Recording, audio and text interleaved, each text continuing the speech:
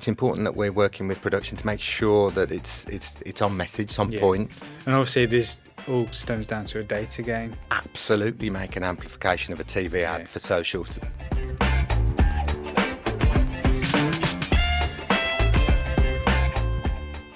Hi and welcome to the Video Marketing Podcast hosted by Arc Media Group.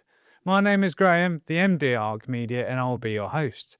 Today we're joined with David Geary from Tank Top Media, and we'll be talking about how you amplify your brand online. Thank you very much for joining us, David. Just to kick off, tell us a little bit about yourself and the business. Thanks for having me. I'm David Geary, and I work at Tank Top Media. I launched Tank Top Media 15 years ago, a media planning and buying agency based in Birmingham, in the middle of Birmingham. We buy and plan all types of media, whether that be outdoor, digital, radio, broadcast TV, the whole mix, whatever the client objective is. Whatever the client objective is, we deliver a media plan to suit really, and help navigate quite a complex media landscape that clients would find difficult potentially navigating themselves. You know, we try and help. There's so many media options that clients can get lost in. We try and help make sure that they don't get lost and make the most of whatever budget that they have. Did you find the clients are quite open to you advising them, or do you get it a case where the client says, right, we know this works, can you go and make both? Yeah. Clients can be fairly prescriptive at times, but they know their market too. There's a balancing act. We're media specialists. We understand the media landscape and what works, and help them deliver value and return and performance on their media spend. And it sometimes the client knows and they do know their market, but we'll sort of segue our advice into what their objectives are. I suppose it's looking at the incremental tweaks that you can do, even from past campaigns they've done. You can analyse the data and say, why don't we just try this? Yeah, absolutely. We can make tweaks, we can make changes, or we can start from scratch and start from ground up and help build a plan.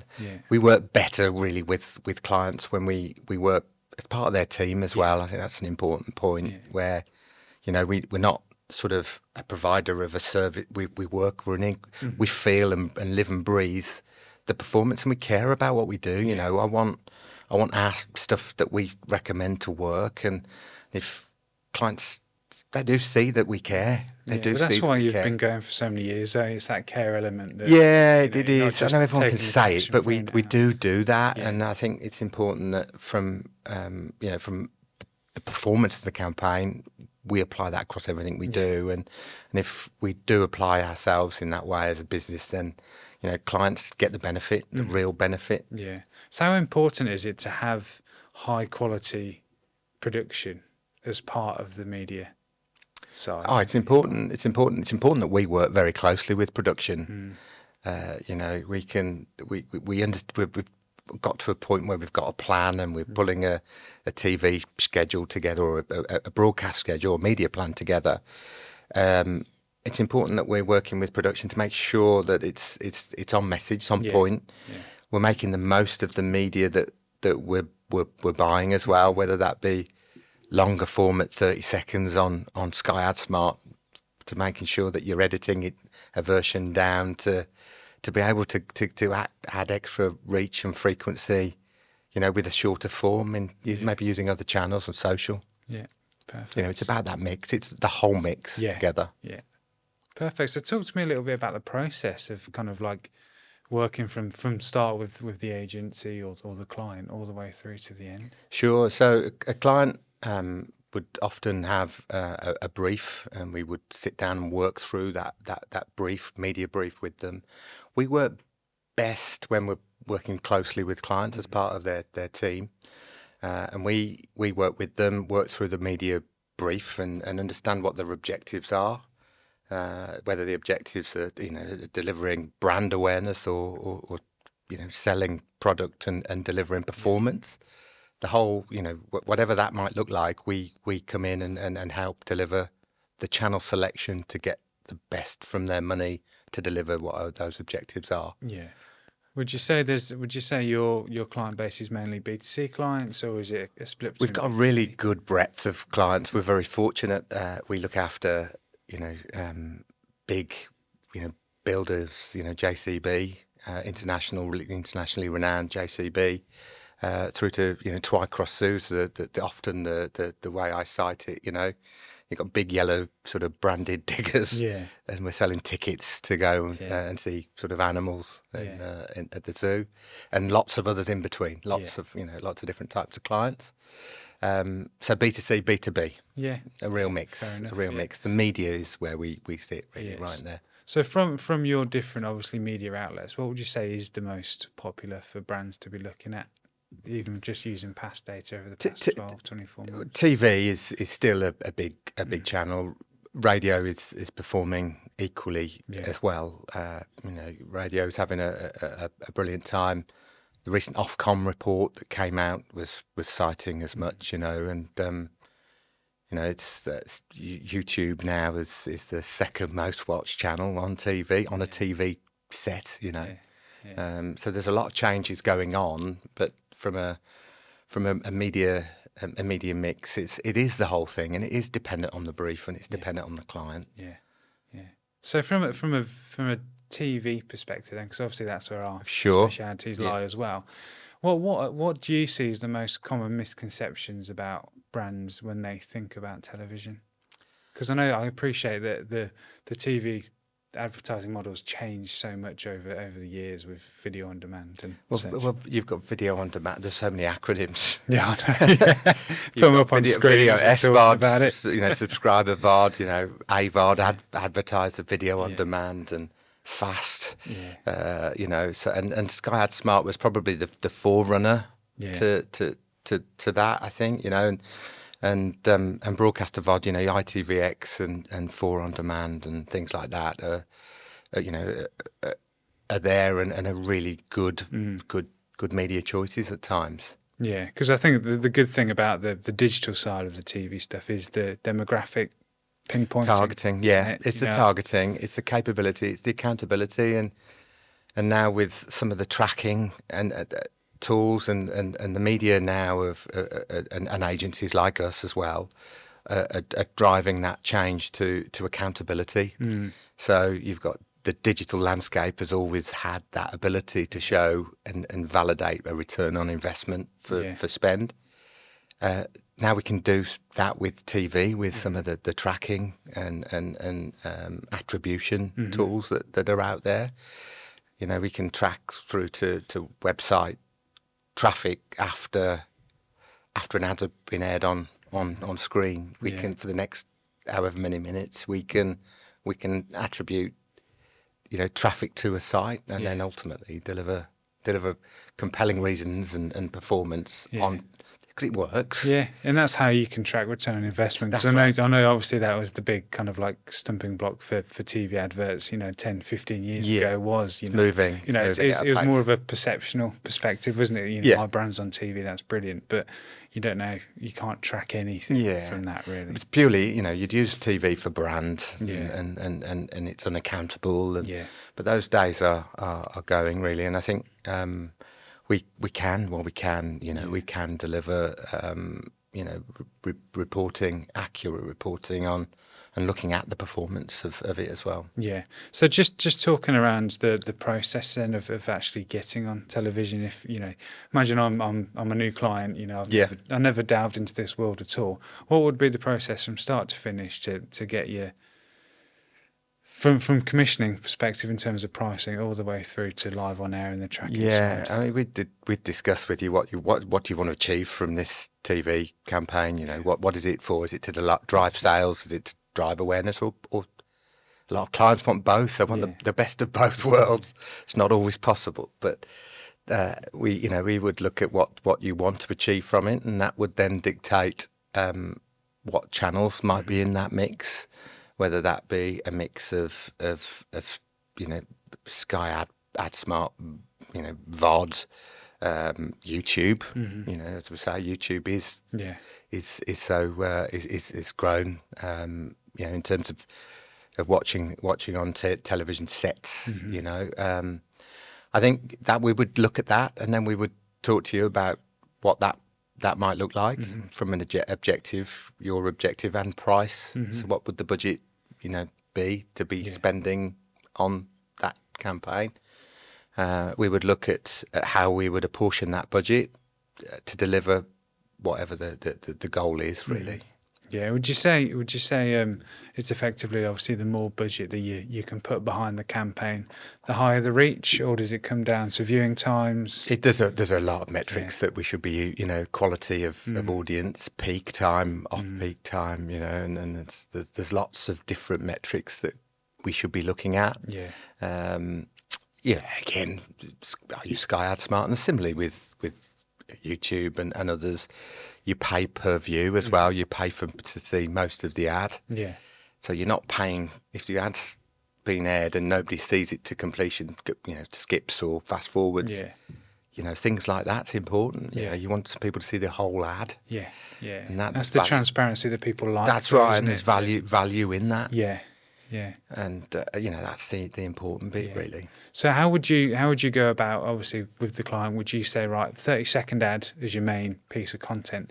Would you then say to them, like, it might be worth doing a 15-second cuts, three, 4 of them, or a 10-second as amplification I would certainly absolutely make an amplification of a TV ad for social by cutting it down. Your 30-second ad as a media buy on the digital channels would be really pretty standard. You wouldn't cut it down to under 30, but you would be using other channels as well in that mix that you've got the ad that created. You should be trimming it down to and editing it down to short form, really. Yeah, I mean, it's something that we've been doing as a business over the shifting landscape, which is the past 10 years, really, with the likes of TikTok and Instagram Reels and even YouTube Shorts to a certain degree.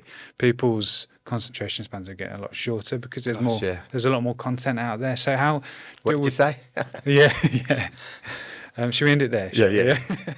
I mean, would you advise the client from a creative perspective to say, look, 30 seconds is just the right amount length for TV? Here are a few short options as well that you can use on social media. But how do you work with the agency that are actually creating the advert? We would steer and offer constructive advice. I mean, when we are media planning and buying, we're best use of that media space. But we would equally have done, lots and lots of research for the campaign. We would have researched it well enough to know. These are the people we're talking to. These are how they're going to engage. If you're talking to an older audience, you might want to keep to a longer format because it might just resonate and might need that extra length of creative to cut through. But if it's if you're selling a shoe brand to 25-year-olds, you can be short and snappy, and you can cut it down a lot more, and it's easier to do it in that sense. I suppose it plays a big part in the success of the actual campaign itself, though. It's like if you can do everything you can on your end in terms of getting it to the right audience, getting it at the right time.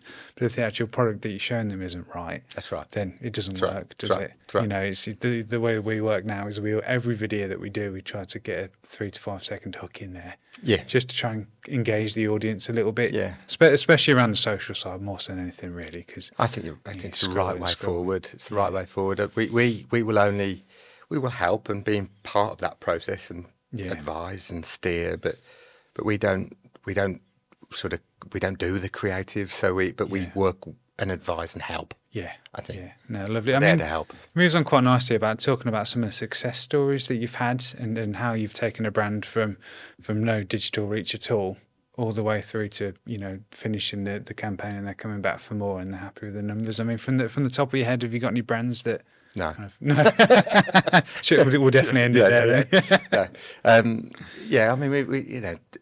we Twycross Zoo are probably a good example of moving into they have been on TV, but moving into a more targeted route through TV. And as TV's changed, we've moved away from that older demographic or channels that would have naturally appealed to that audience, but now you've got people growing up with new media that we now need to be making sure that we're using. And I think it's all about that, the constant looking at the landscape you know, whether that be, you know, YouTube or whether it be ITV linear, you know, big hitting big numbers, you know, all of those have their place. All of it has their place. But we are, you know, we're just sort of work through that journey to make sure it's fit for purpose in terms of the mix, the media mix, and it evolves through, you know, as we work with clients, thankfully for you know, for a number of years, we move through the sort of channel selection, because things do evolve Constantly. Yeah. you know, off-piste a little bit, you know, not broadcast, but or it is broadcast, but it's not TV, it's radio. You know, you've got Capital that was launched, Capital Radio. It was always cited as a younger channel, you know, and Heart for Twycross was always I don't want to sort of give too much away about the channel selections, sorry.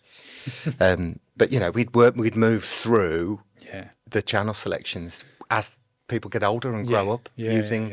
It's like today's 25-year-olds. Yeah.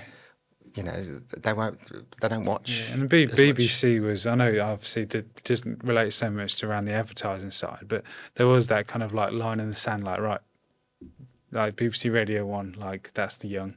Yeah, you got 2, that's right. and then you got 4 for that's your right. grandparents. Yeah, that's it. Which I'll probably that's listen it. to now, to be honest, mate. Yeah. But that's it. You know, there is that natural evolution as people have moved through commercial listening and watching. Same with TV. Yeah. Yeah. So in terms of the budgets, then how does the pricing work? Is it specific to different channels? Would you recommend anyone listening? You know, is there a starting off price so you can't get anything for X amount? I mean, it is pretty fluid. I mean, you know, realistically, I think Sky Ad Smart would start at a 5K budget, but the pricing models, you know, with TV generally need to change as well, because we've got an outdated pricing model on, you know, using TVRs. We've got buying digitally through, you know, VOD, buying impressions and audiences as you trade digitally. You know, and things being sort of costed out slightly differently. You know, you know, YouTube has a very different pricing model, but actually, when you start looking at equating, it might not be any cheaper than going on Sky. Yeah. And you could go on Sky, possibly a more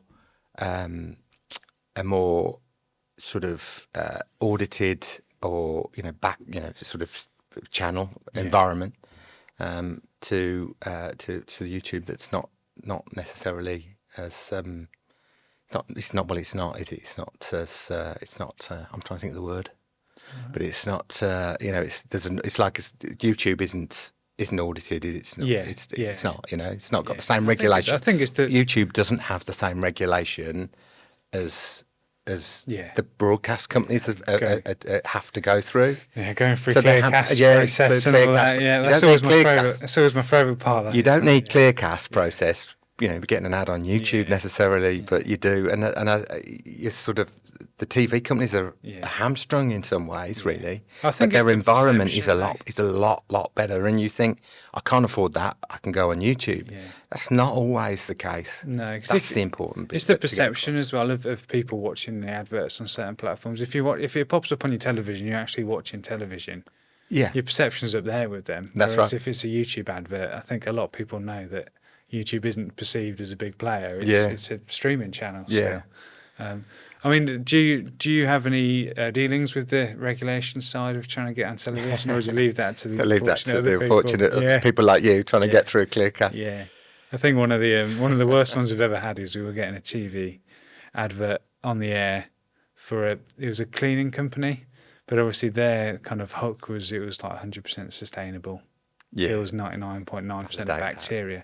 Some of the data and stats you need to back that up, it was like, I think it was probably about a month process just trying to get through. And you get other ones that just breeze through because, you know, if it's a furniture store, you just need to prove their sales on and that's it. If there's no sort of, if it's not confrontational, it's fairly easy, you know, it's fairly straight and the claims are not as bold and outlandish sometimes. But it's it can be quite difficult and challenging going through Clearcast, and the TV and broadcasters have to that's part of their challenge too.